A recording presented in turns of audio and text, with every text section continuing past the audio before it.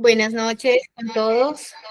Bueno, les damos la bienvenida a esta capacitación. Bienvenido al doctor Eduardo Mancuso. Gracias por estar presente en esta capacitación y les agradecemos a todos la asistencia. Damos unos 3 minuticos más que se conecten. Les recordamos que una vez la sala esté llena con 100 personas, vamos a dar el link, el de acceso para que podamos conectarnos por YouTube, ¿no? Para los compañeros que no alcancen a estar en la sala. Va a ser este link lo vamos a enviar enseguida. Bueno, entonces esperamos unos 3 minuticos más para que podamos iniciar. Muchas gracias.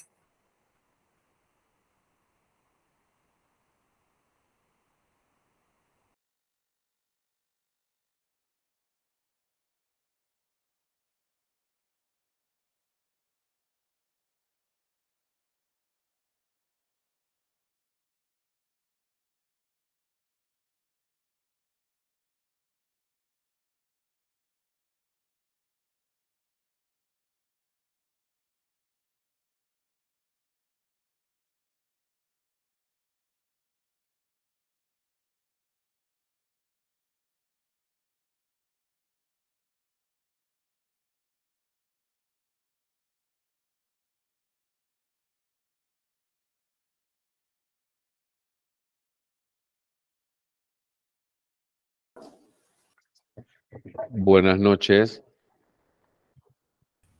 Buenas noches, doctor. Buenas noches.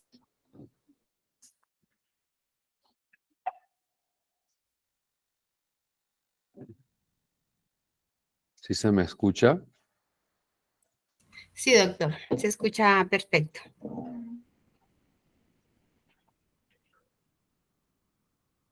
El que está conectado como Clínica Fátima no lo escucho.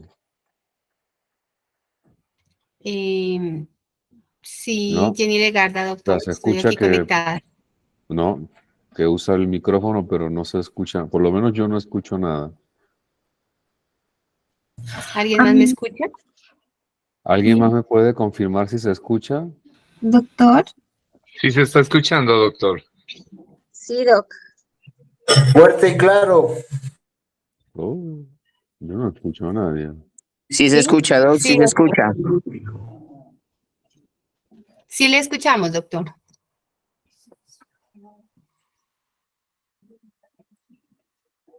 Pero qué raro, porque no escucho a nadie.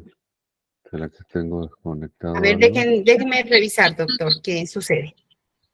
Doctor, buenas Porque noches. nosotros sí le escuchamos.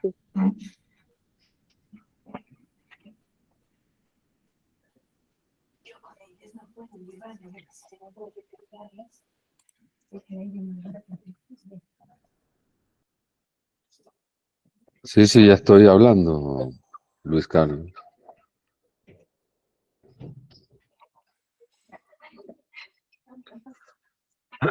No, sí sé que me escuchan, pero yo no los escucho a ustedes, a eso me refiero.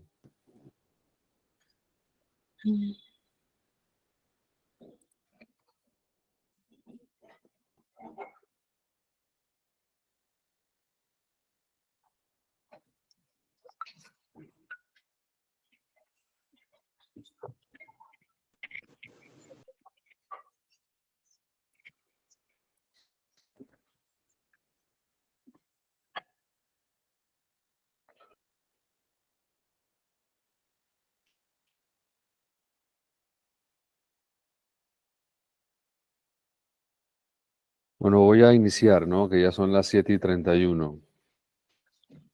Sí, doctor, perfecto. Iniciemos. ¿Sí nos escucha?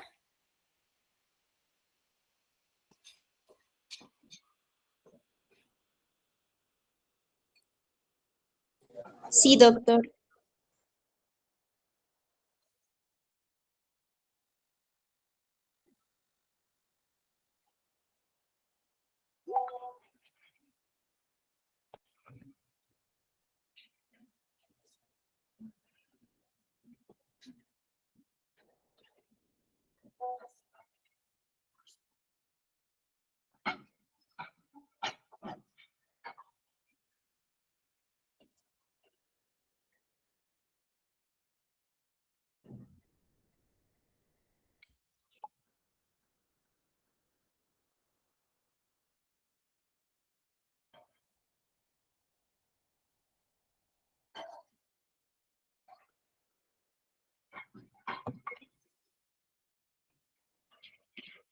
Voy a volver a ingresar.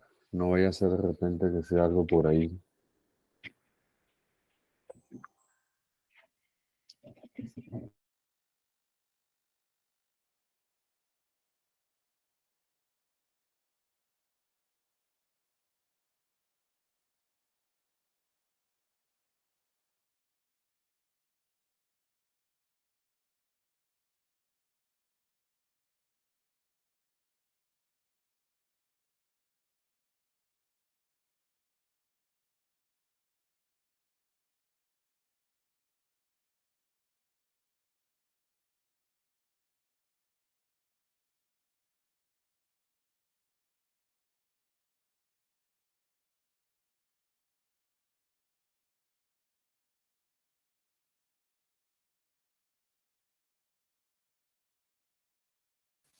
¿Alguien me puede hablar, por favor? Hola, doctor. Eso, ahora sí, listo. Sí, Voy a iniciar, sí. ¿vale? Vale, perfecto.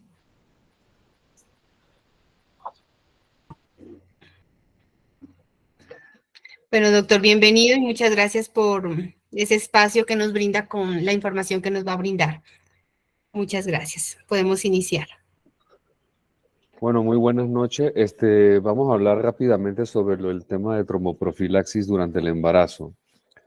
Las enfermedades tromboembólicas durante el embarazo, principalmente las que más nos aquejan o las que más nos presentan, son la trombosis venosa profunda y pues en mayor medida o más peligrosa el tromboembolismo pulmonar, ¿no?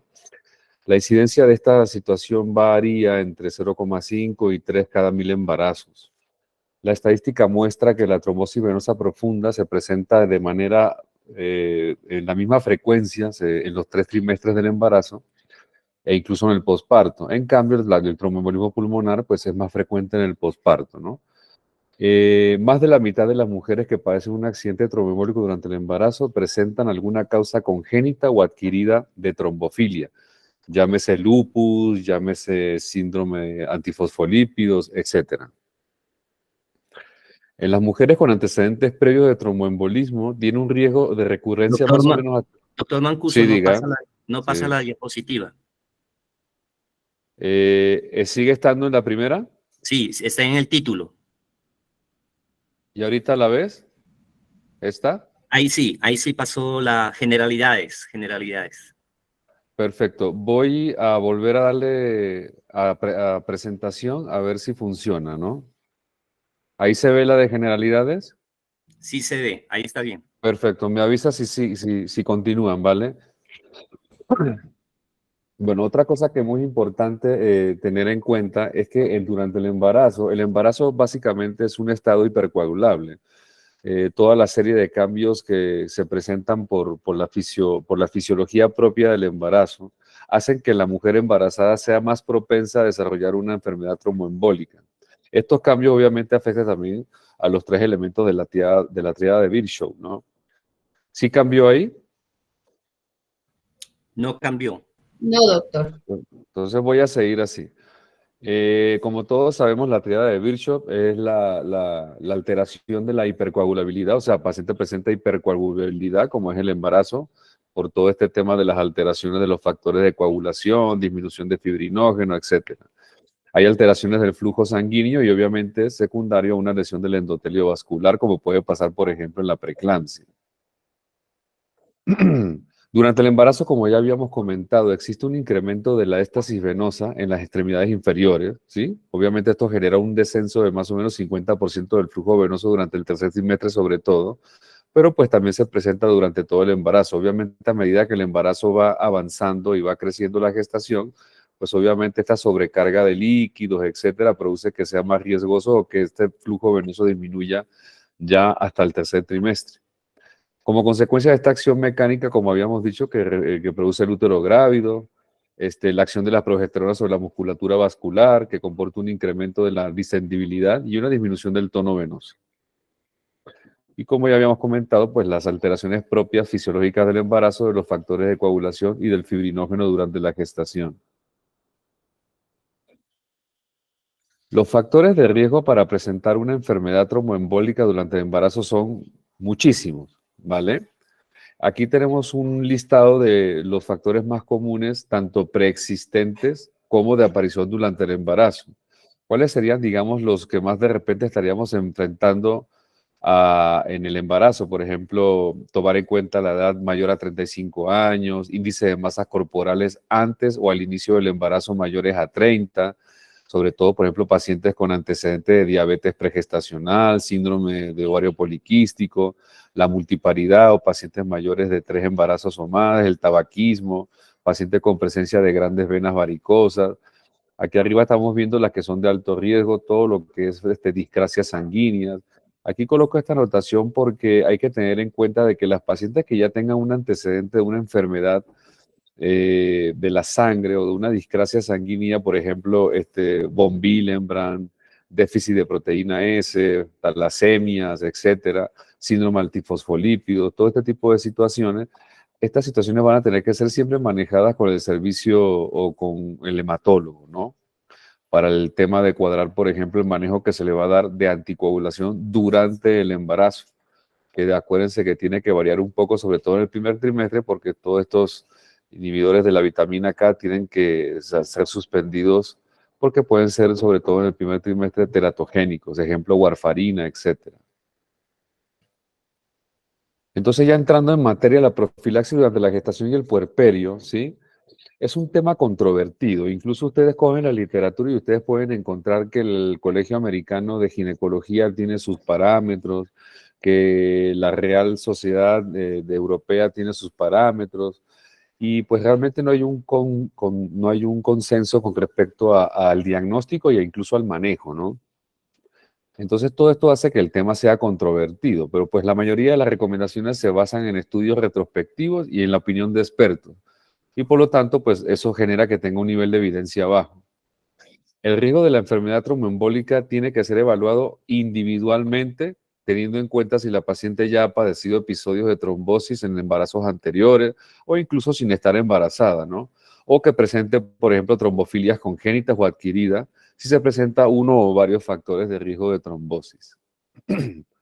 Entonces, ¿qué tenemos que hacer? O sea, ¿qué es lo ideal? ¿Cómo se tienen que manejar estas pacientes? ¿Cómo tenemos que evaluarlas? ¿En qué momento hay que evaluarlas? Etcétera. Como ya hemos visto en otras charlas, está, digamos, está tomando fuerza o desde hace mucho tiempo ya está, digamos, conceptualizado el hecho de que la paciente debe de tener una consulta preconcepcional. Lo ideal es que la paciente no llegue ya embarazada al consultorio o que la paciente llegue embarazada y no tenga controles prenatales a tiempo, etcétera. Todas esas situaciones se tienen que ir eliminando para poder tener una valoración precoz y una valoración a tiempo de este tipo de pacientes. Por eso, pues ahí la primera recomendación es que la idea es que la evaluación se haga preconcepcionalmente o al menos durante las primeras semanas. Yo digo que por lo menos antes de la semana 10 de embarazo, si es posible.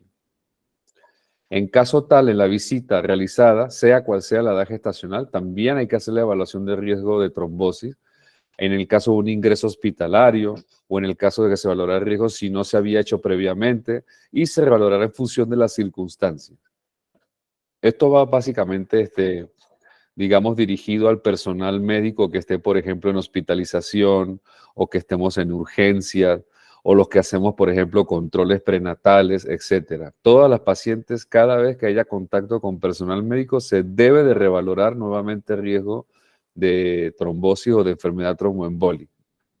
Si se desarrolla algún tipo de problema interrecurrente en el transcurso de la gestación, esto obviamente lo vamos a percatar cuando hagamos los controles prenatales, durante el episodio tanto del preparto, parto, intraparto y el posparto inmediato. Y obviamente siempre se deberá manejar de forma multidisciplinaria, como dijimos previamente, sobre todo en pacientes o en gestantes que tengan patologías o situaciones que ameriten, obviamente, una anticoagulación plena desde incluso antes del periodo o de manera pregestacional. Qué sé yo, digamos, una paciente con lupus eritematoso, una paciente que tenga una válvula mecánica por un reemplazo valvular aórtico. Entonces, voy a basarme en este caso, voy a puntualizar más que nada en la paciente o en el manejo de la paciente sin antecedentes de enfermedad tromboembólica y sin ningún tipo de trombofilia. Porque ya les he comentado de que las pacientes que tengan ya estos antecedentes deben ser manejadas de manera multidisciplinaria con el hematólogo, etc. Básicamente, durante el embarazo, ante la presencia de 4 o más factores de bajo riesgo antenatal, se estaría indicando el tratamiento profiláctico con heparinas de bajo peso molecular en el anteparto y hasta 6 semanas posparto. En la hospitalización de la paciente sin antecedentes de ET y sin trombofilia, pues el ingreso hospitalario está ya confirmadísimo que durante el embarazo está asociado a un aumento de riesgo de hasta 18 veces comparado con el riesgo fuera del hospital. ¿Esto por qué se debe? Porque las pacientes, incluso nosotros lo vemos a diario, las pacientes hospitalizadas tienden a estar mucho tiempo más acostadas, por eso siempre hay que, obviamente en el caso de que esté contraindicado, no, por ejemplo, en una amenaza, siempre hay que estimular a la paciente que tenga deambulación durante su hospitalización. Se recomienda también la profilaxis con heparina de bajo peso molecular a todas las pacientes a partir del tercer día o a las 72 horas de estar hospitalizada, independientemente del número de factores de riesgo. Y al alta también se deberá revalorar los factores de riesgo para ver si la paciente necesita al menos la utilización de medias antiembólicas o en su defecto también si necesita usar las dos cosas, la heparina tanto como las medias. En el momento del parto vaginal, pues más de 3 factores de bajo riesgo y el curso puerperal correcto, se considerará que la movilización, por ejemplo, y las recomendaciones de uso de medias de compresión fuerte durante la primera y la segunda semana postparto son medidas adecuadas de profilaxis tromboembólica. En aquellas circunstancias, por ejemplo, en el posparto, con más riesgo de trombosis, como una paciente con un índice de masa corporal mayor a 30, pacientes con edades maternas mayor a 35 años, es importante la movilización, como estábamos comentando previamente, y el uso de medidas de compresión fuerte, pero también es una buena opción la profilaxis con heparina de bajo peso, hasta incluso 10 días en el posparto.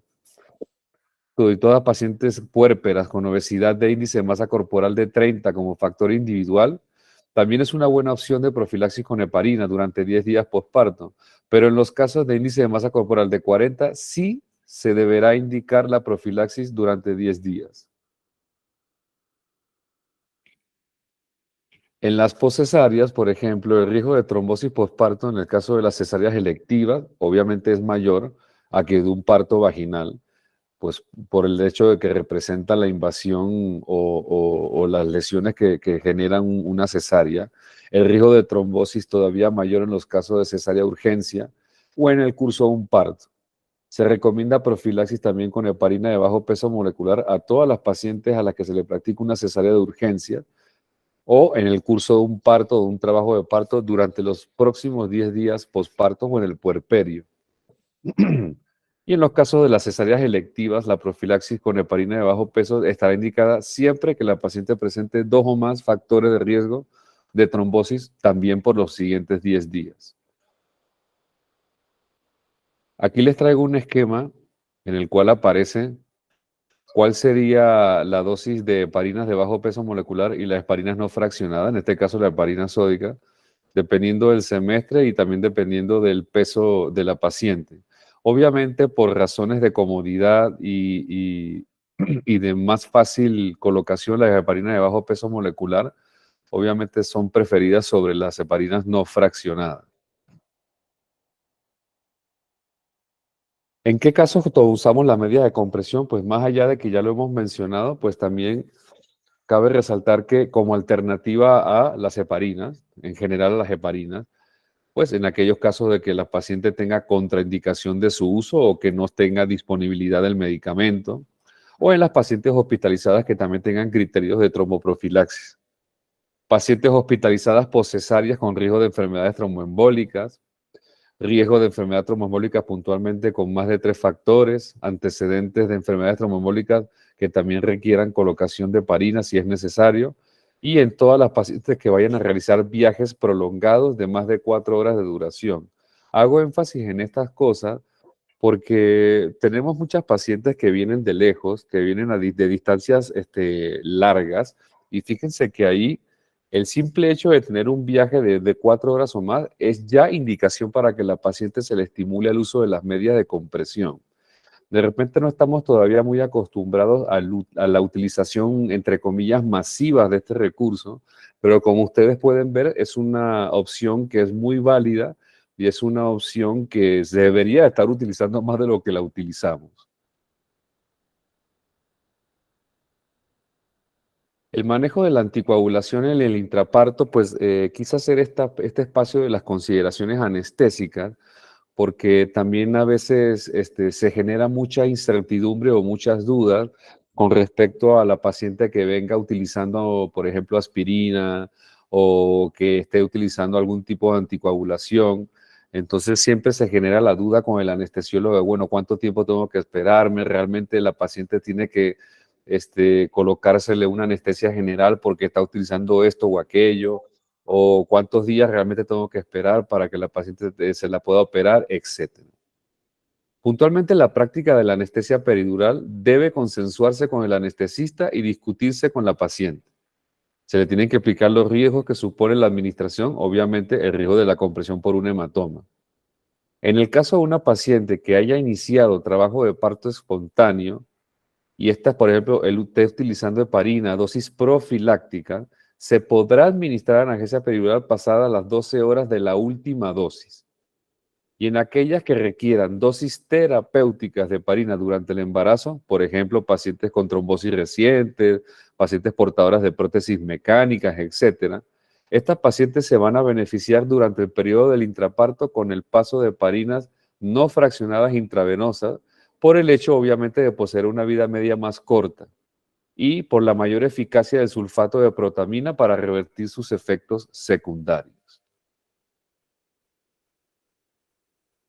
En el caso de las pacientes que tengan tratamiento con antagonistas de la vitamina K y que obviamente no lo han cambiado a heparinas previamente, en este caso hago la insistencia a los compañeros de que las pacientes con este tipo de medicamentos, obviamente todos sabemos los compañeros que en el primer trimestre este tipo de medicamentos no se pueden utilizar por el riesgo de teratogenicidad y porque también aumentan el riesgo de la hemorragia fetal en el caso de que haya que practicársele una cesárea o tengan trabajo de parto.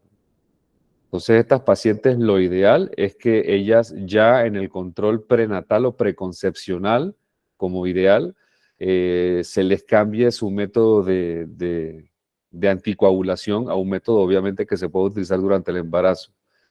Debe suspenderse el tratamiento con los antagonistas de la vitamina K entre 4 a 6 semanas antes de la fecha probable de parto y sustituirse ya sea por heparinas de bajo peso o heparinas no fraccionadas.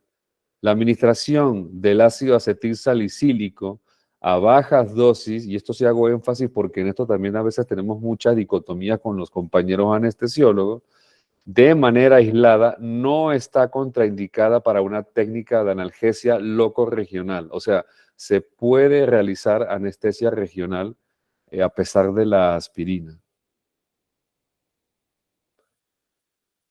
En el caso de que usted tenga una cesárea programada o tenga una inducción de parto, te estoy dando los diferentes ejemplos o escenarios que se podrían presentar, obviamente el tratamiento debe ser suspendido con la heparina en aquellas pacientes que tengan dosis profilácticas 12 horas antes de la hora programada. 2. Toda paciente en tratamiento de dosis terapéuticas de heparinas de bajo peso molecular, ejemplo la enoxaparina, el día antes de la inducción o de la cesárea se le debe cambiar a dosis profilácticas. En este caso sería, si estaba utilizándola 2 veces por día, pues obviamente se la pasa una dosis profiláctica de una sola vez al día. Y el día de la cesárea, pues obviamente se suspende el tratamiento. En el caso de cierto grado de tromboprofilaxis puede obtenerse mediante la colocación de medias elásticas, que esto es lo que hacemos o lo que estamos haciendo nosotros en todas las pacientes que le realizamos procedimientos obstétricos como la cesárea, es que ya esto ya está establecido en los protocolos de que todas las pacientes deben colocárseles medias. La dosis terapéutica debe reiniciarse entre 12 a 24 horas después a la paciente. Y en la cesárea es aconsejable dejar drenajes en la pared debido al riesgo de hematomas a dicho nivel, 2% con heparinas. Y pues también se Se recomienda realizar suturas discontinuas de piel, llámese puntos separados. Esto es una recomendación, esto no es una camisa de fuerza. ¿Qué consideraciones especiales debemos tener en el manejo de la heparina en relación con el parto? Pues en el manejo del periparto, las personas que tengan heparinas de bajo peso molecular, por ejemplo, o que estén administrando o tomando ácido acetil salicílico y estén consangrados y además con dinámica uterina, pues hay que suspender ambas cosas.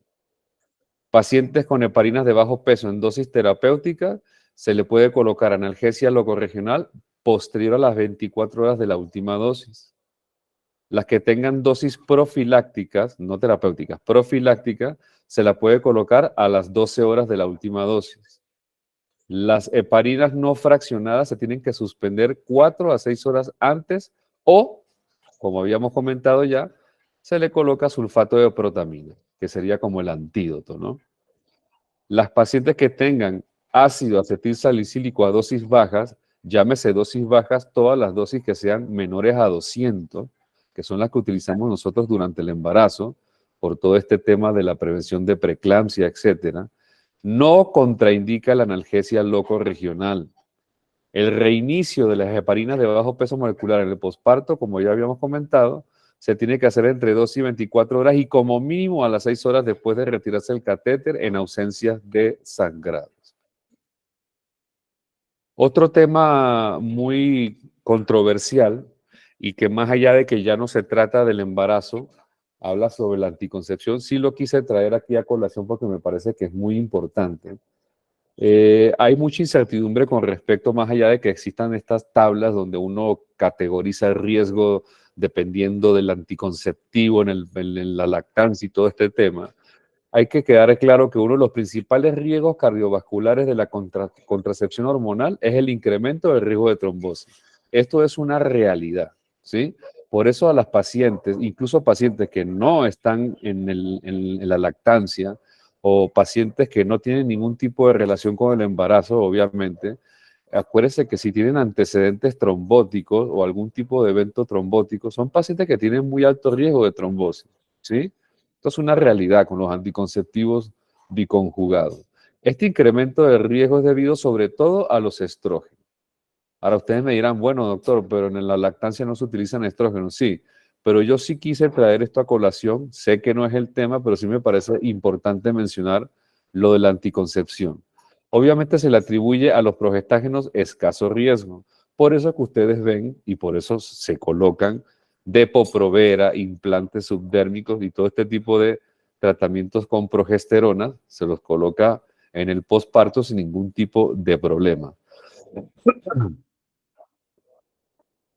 Quería traer a colación esta imagen para que ustedes vean, digamos, las intervenciones que han habido desde la parte administrativa, desde la parte de calidad. Yo quiero aprovechar el espacio también para... Si se ve la diapositiva, la voy a poner en grande. ¿Sí se la ve? Sí, doctor. Las imágenes. Sí, doctor. Quiero aprovechar la oportunidad para agradecer a Luis Carlos, a Emily y a todas las personas que han estado al frente de todas estas iniciativas que hemos tenido que tomar en la clínica principalmente para mejorar. Como ustedes pueden ver, todo este tipo de carteles o de afiches, no sé cómo le quieran decir, que hemos estado distribuyendo en zonas del hospital, urgencias, en hospitalización, etcétera. Aquí aparecen todas las cosas que necesitamos para la parte obstétrica, todo lo que es la escala de riesgo, etcétera. Pero bueno, aquí está lo del Quick SOFA, lo del cálculo del SOFA, etcétera. Obviamente, por ser el tema trombosis, voy a hacer énfasis en el cuadrito que está aquí al fondo, que está aquí al lado, que es donde aparecen los riesgos. Obviamente están divididos en altos, medianos, intermedios y leves. Y dependiendo de la presencia de cada uno en la paciente, pues acá en este lado de la tabla aparecen las intervenciones que deberíamos de realizar. También quiero hacer énfasis en que por lo menos en las computadoras que utilizamos los ginecólogos, en la computadora que está, por ejemplo, en el consultorio nuestro en urgencias y las que utilizamos normalmente para hacer la consulta de alto riesgo en la consulta externa, en el consultorio 2 y 3, yo me he dado la tarea de colocar estos links para que puedan ser de acceso rápido para los compañeros, para, por ejemplo, el que está aquí es el que hace la cuantificación del riesgo de trombosis. Entonces, yo les quería compartir este QR que está aquí. Este QR es nuevo, va a suplantar a este que está aquí, que ya viene en el afiche. ¿Por qué? Porque este QR nos lleva a una página para cálculo de riesgo de trombosis, pero es una aplicación que está basada en las recomendaciones del Colegio Americano de Ginecología y Obstetricia. Y pues en la medida de que lo he estado ensayando, me he percatado, porque incluso nos pasó en una visita de auditoría, de que cuando utilizamos esta aplicación, o cuando me di cuenta que utilizaba esta aplicación para medir el riesgo de trombosis, me daban resultados diferentes a los que la norma colombiana recomienda. O sea, con este me daba pacientes de bajo riesgo y con la norma colombiana me daba pacientes con riesgo intermedio. Entonces me puse a la tarea de buscar una aplicación. ¿Y por qué digo esto? Porque también debe ser muy tedioso hasta que uno se acostumbra a andar viendo uno por uno todos estos ítems para después verificar qué es lo que tengo que hacer y se le van a unos 5 minutos en eso. Entonces, esta aplicación, aquí está el link y aquí este es el QR nuevo que vamos a estar colocando en los afiches próximamente. Los lleva a esta aplicación. Voy a entrar en ella para que vean más o menos cómo funciona. Me dicen, por favor, si están viendo la pantalla. ¿Si entro en internet? No, doctor. No, doctor. Voy a ver si puedo compartir, entonces voy a bajar acá.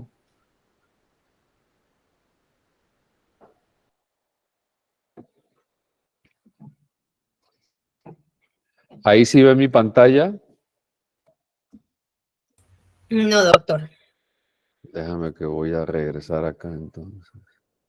Ahí sí se ve mi pantalla. Sí se ve, digamos, la presentación, ¿no? La presentación se ve, doctor. Bueno, voy ahora a compartir nuevamente Ahí puede pantalla. presentar. Voy a compartir. ¿Ahora sí se ve? ¿Sí se ve la página de internet? Sí, Bueno, sí, doctor, ahí se mira. cuando ustedes entran al QR que les acabo de presentar, van a aparecer en esta página, ¿sí? ¿Vale? Entonces, lo que tienen que hacer es colocar en qué momento del embarazo está la paciente, si la paciente sigue embarazada. Por ejemplo, este ítem de aquí de gestación, obviamente representa a la paciente que sigue embarazada, la que se puede utilizar también en la consulta externa. Esta es la de posparto y esta es para una paciente que usted le vaya a dar una consultoría preconcepcional. Entonces, imaginemos que la paciente está aquí en la gestación, usted clique acá y le va a aparecer. Voy a disminuir un poquito el tamaño porque lo vamos a necesitar. Ahorita se van a dar cuenta por qué. Imaginemos que se trata de una paciente que nos llega a urgencias y esta paciente no tiene ningún tipo de riesgo o la valoración de riesgo trombótico es que no tiene ni antecedentes ni trombofilias conocidas. Colocamos acá, por ejemplo. Vamos aquí a la flechita y seguimos colocando. Esta me pareció más práctica que la anterior porque aquí le da, como estábamos hablando con Luis Carlos hoy en la tarde, que incluso hasta para una persona que no es médico me parece que representa o es más fácil. Aquí usted pues obviamente va colocando, va preguntándole a la paciente, va viendo los antecedentes y el que se cumpla pues lo va cliqueando. Por ejemplo, es una paciente que ingresó a la clínica o la va a hospitalizar, entonces usted tiene que marcar como riesgo el ingreso hospitalario. Acuérdense que el ingreso hospitalario es un factor de riesgo que aumenta 18 veces el riesgo de una trombosis. Imaginemos si, por ejemplo, la paciente tiene lupus, también marca lupus, por ejemplo. O si también es diabética tipo 1, también marca diabetes. Entonces, todas las opciones que usted vaya colocando, o si no tiene nada, pues simplemente coloca nada. Aquí estamos haciendo el ejemplo de una paciente que está ingresando a la clínica y que no tiene antecedentes conocidos. Seguimos en la flechita y sigue esta parte. Imaginemos que es una paciente que tiene un índice de masa corporal mayor a 30, que es una paciente, pongámosle, de 37 años, y listo, y que no tiene otros antecedentes, ¿vale? Seguimos acá. Aquí le va a preguntar qué heparina utilizaría usted en caso de que la necesite. Aquí le da la chance de colocar, por ejemplo, si va a usar enoxaparina, tinzaparina, bemiparina o dalteparina. Normalmente nosotros en nuestra institución usamos la enoxaparina. Y aquí le va a pedir que coloque el peso. Entonces usted va, por ejemplo, la paciente pesa 80 kilos. Vamos a colocarle que pesa 80 kilos. Ahí lo pone. Y se va a la flecha. Y al final le da todas estas recomendaciones. Le coloca el motivo de su consulta, qué recomendaciones hay que... Primero que todo, que la paciente queda como un riesgo intermedio, como lo estamos viendo acá. Segundo, que la paciente, según las recomendaciones, tiene que considerarse manejo con heparina de bajo peso antenatal por riesgos intermedios de trombosis. Aquí incluso le da la dosis de la heparina de bajo peso que usted le indicó, le dice cuánto le tiene que colocar, etcétera, etcétera, etcétera. Y aquí incluso le da la opción acá abajo de que usted hunde aquí y le tira, digamos, un reporte del riesgo de la paciente, que incluso si quisiéramos podríamos adjuntarlo a la historia clínica como puede que no, como ya eso queda, digamos, para que sea evaluado por calidad. Pero aquí quedan todos los datos que calculamos de la paciente, quedan aquí en esta hojita, la cual se puede imprimir.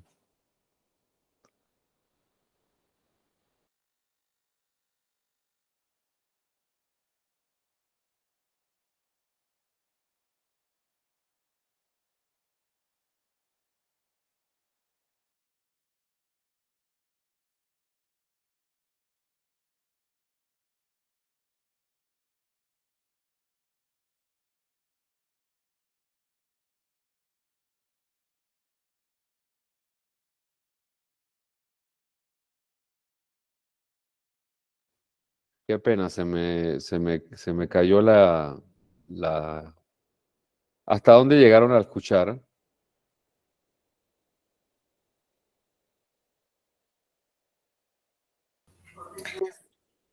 Hasta el momento en que se podía descargar el PDF, doctor.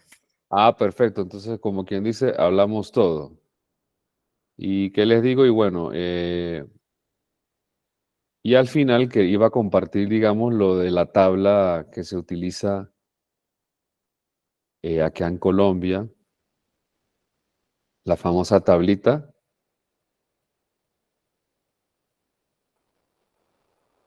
¿Sí se ve mi pantalla? En este momento está compartiendo. Perfecto. Y esta era la última diapositiva que les iba a compartir, que es la que todos conocemos, la famosa tablita donde nos aparecen los riesgos altos, intermedios, bajos, y la cuantificación de cada uno para tomar, obviamente, todo lo que les estaba explicando en la aplicación que les acabo de compartir. Es esto, pero pues en la aplicación para que uno simplemente chulee y al programa le da todas las indicaciones. Gracias por su atención.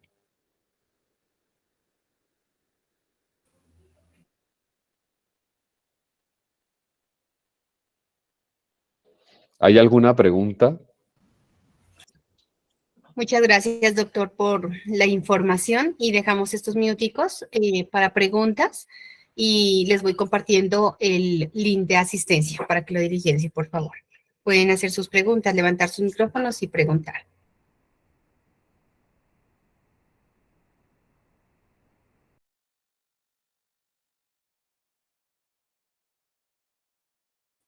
Otra recomendación que yo les estaba dando a los internos era que pues los jóvenes que saben más de tecnología que uno, la otra opción es obviamente copiar el link de la aplicación y pues crear un acceso directo para que uno lo pueda tener como una aplicación de teléfono, ¿no?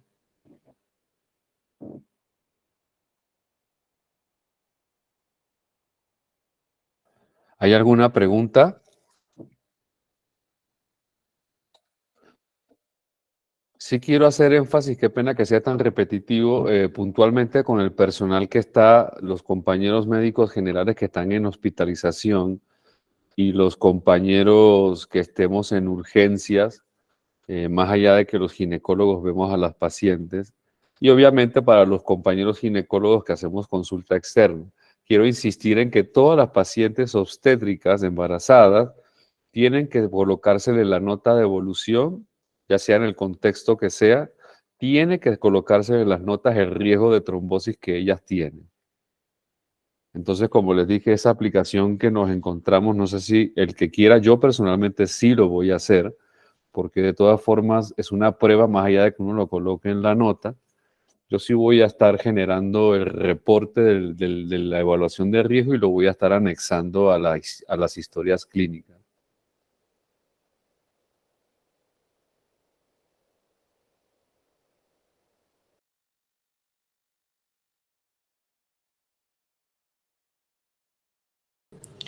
Doctor Mancuso, buenas noches, ¿sí me escucha? Sí, lastimosamente. Doc, lo que usted dice es bien importante porque nos damos cuenta que, un ejemplo, llega al servicio de urgencias y la paciente está clasificada como riesgo bajo, pero luego pasa por X o Y razón, pasa a quirófano, pasa a UCI, luego regresa a piso. Entonces ahí es cuando toca reclasificar a esa paciente en cuanto a riesgo, no solamente para trombo, sino también para hemorragia obstétrica. Y eso actualmente no lo estamos haciendo, Doc, porque tanto ustedes como nosotros hacen evolución de la paciente mañana, tarde y noche, pero desde que ingresa la paciente se le deja el mismo riesgo, Doc.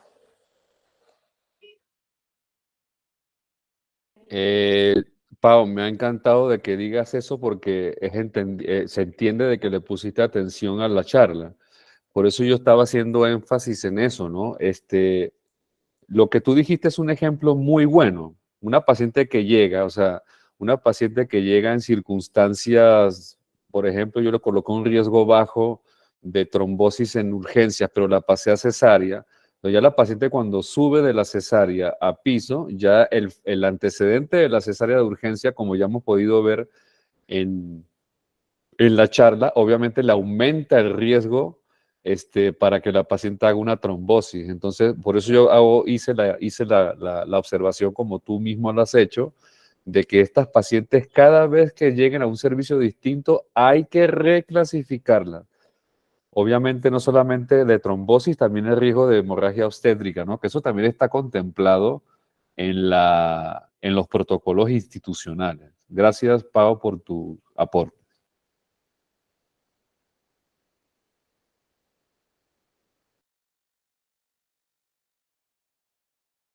¿Hay alguna otra pregunta? Creo que alguien levantó la mano. Hola, con Emily. Diga. Sucede que cuando son partos normales, hay una parte de reportes generados que es el IEPI. Allí clasifican el riesgo en urgencias y después lo reclasifican en quirófano. Sí. Pero cuando es cesárea, no, pues no lo están clasificando así. Entonces no sé si podríamos hacer como unos ajustes para que quede tan bien y yo pueda hacer ese seguimiento del riesgo por servicio. Porque sí es más como en urgencias y en quirófano, que es donde está el IEPI. Sí, claro, pero ¿qué te digo? Pero bueno, ¿ese IEPI lo llenan los médicos generales o lo llena Sí, personal de los enfermería? generales. Los generales en urgencias y en quirófano, pero Entiendo. no se ve la clasificación del riesgo previo, digamos, a sufrir una emergencia obstétrica, una hemorragia, ¿sí? No se puede observar la reclasificación, que es lo que dice la doctora Paola. Entiendo. Entonces, no sé si podemos hacer algún ajuste en la historia para yo poder hacer seguimiento a la clasificación del riesgo. Pues por lo menos personalmente, yo he notado que los compañeros ginecólogos en nuestras notas de evolución siempre estamos colocando el riesgo de hemorragia obstétrica y el riesgo de trombosis. Te lo digo porque yo hoy en la Sí. mañana que pasé revista vi una nota de la noche del doctor Andrés y él colocaba su clasificación de riesgo y todo eso. Entonces, Sí, sí, sí, puntualmente, ajá, ya, perdóneme, ya se está haciendo eso como pues parte de los ginecólogos, pero sí hay veces en que se continúa con la misma clasificación, que es lo que dice la doctora Paola. ujú, Entonces, ujú. no sé ahí, o si, o si de pronto sí se tenía que continuar, ¿no? Pues allí con la misma clasificación. No, no, es que como es lo que te digo, o sea, como dice Pau, Es si así. la paciente llegó en la mañana y está hospitalizada, por ejemplo, esa pacientita que tenemos de 26 semanas que tiene una ruptura prematura de membrana y es una cesárea previa, esa paciente ya está con su enoxaparina, por ejemplo. ¿Por qué? Porque es una paciente que va a tener larga estancia y es una paciente que hay que anticoagularla profilácticamente. Pero en el caso, por ejemplo, de que la paciente no cambie la conducta, entre comillas, no sé cómo podríamos, Paula me podrá decir, se podría colocar en las notas de evolución de los médicos de que el riesgo no cambia o igual riesgo, no sé cómo lo quiera manejar. ¿O tú qué propones, Pau? Doctor, nosotros como médicos generales, en la evolución que hacemos diariamente, nosotros sí reclasificamos a las pacientes, pero no hay una concordancia con la nota de ginecología, doc. Entonces, por ejemplo, yo le coloco que desde el ingreso de urgencias venía con un riesgo bajo, por ejemplo, pero ya en piso cambió al riesgo medio. Entonces, yo la reclasifico como medio, pero revisamos la nota del ginecólogo y dice riesgo bajo. Entonces, uno, pues, es que no hay concordancia con eso, doc. Ah, ok, te entiendo, pero me estás tratando de decir que el ginecólogo le coloca bajo y la paciente sin ningún tipo de eventos ni nada agregado, simplemente subió a piso y ya tú le colocaste riesgo medio. ¿Es eso?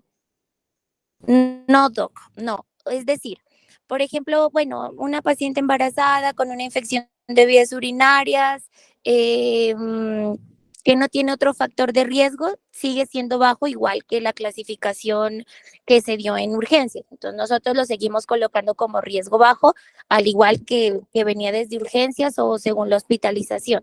Pero, por ejemplo, si ella pasa a cesárea, un ejemplo, por X o Y razón, el riesgo va a cambiar, ¿cierto, doc? Entonces nosotros en evolución lo cambiamos, pero en la nota de ginecología sigue apareciendo como bajo. Ah, te entiendo, te entiendo. Bueno, ahí lo que tocaría hacer es que el ginecólogo, cuando haga, digamos, la papelería, cuando la hagamos con los médicos hospitalarios en quirófano, tú dices que ahí tenemos que cambiar el riesgo en ese momento, debería, ¿no?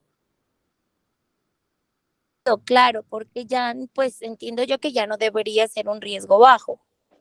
Exactamente, es un riesgo medio, porque ya la cesárea lo hace como riesgo medio. Pero de alguna forma lo hacemos. Yo tengo entendido o quiero pensar que todas las pacientes de cesáreas, por lo menos yo cuando voy a cirugía veo que se hace, el personal de quirófano le coloca, en el peor de los casos, vendas, ¿sí? Y en el posoperatorio, en las órdenes, hay que estar muy pendientes de que a las pacientes se les coloque la enoxaparina, ¿sí?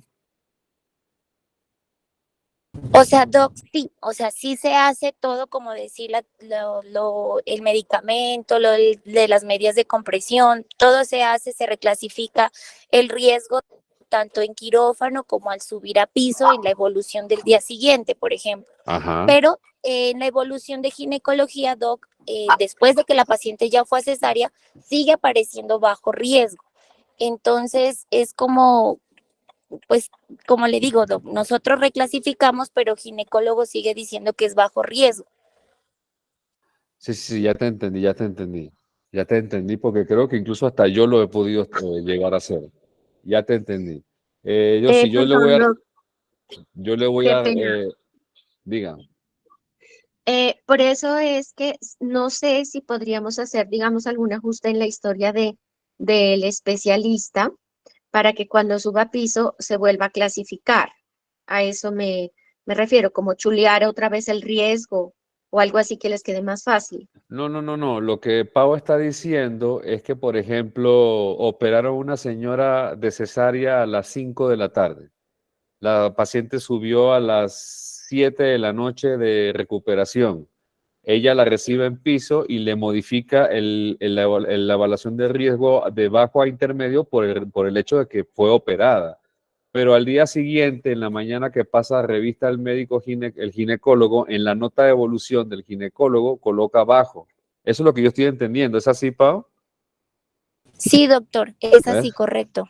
No. Lo que hay que hacer es que hay que pedirle a los compañeros que cuando hagan la nota de evolución, al día siguiente al que le toque hacer la nota, es tomar en cuenta el hecho de que la paciente fue operada y el riesgo cambia. Es eso. Bueno, doc, yo era para que les quede como más fácil, pero vale, doc, gracias. Entonces yo tomo el compromiso, no sé si haya compañeros ginecólogos aquí en la charla, pero bueno, yo de todas formas les voy a informar a ellos a través del chat que tenemos nosotros eso, ¿de acuerdo? ¿Hay alguna otra observación o alguna otra cosa, una duda, lo que sea?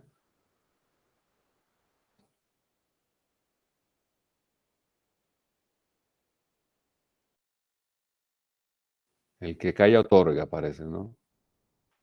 Bueno, yo les agradezco mucho haber venido y el tiempo pues, que nos dan. Que tengan buenas, no sé si el link para la asistencia ya lo compartieron. Yo personalmente no lo he visto. No sé si lo hayan Ya, doc, compartido. ya está. Sí, doctor, está en el chat para que lo revisen y puedan ingresar. Recuerden que tienen que diligenciarlo todos, por favor. Súper importante, porque esa es la evidencia que tenemos de la capacitación. Perfecto. Joana Portilla levantó la mano. Diga, Joa.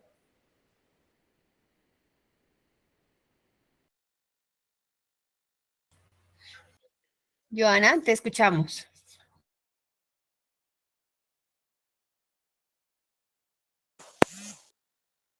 Se arrepintió.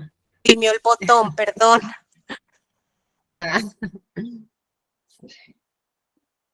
Vale.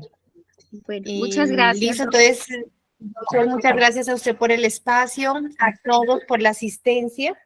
Y es súper importante esta acogida que hemos tenido. Tuvimos 100 personas conectadas hoy y por YouTube tuvimos 35 también visitas, entonces personas que estuvieron ahí conectadas con la información.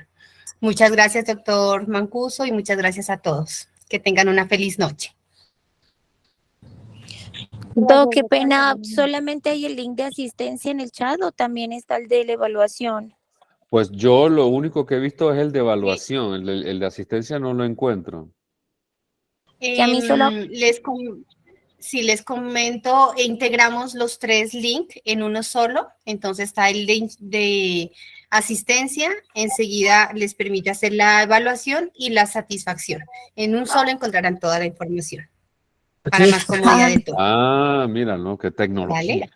¿Vale? Claro, doctora, ahí estamos actualizándonos. Bueno, muchas gracias a todos. Una feliz noche. Feliz noche, gracias.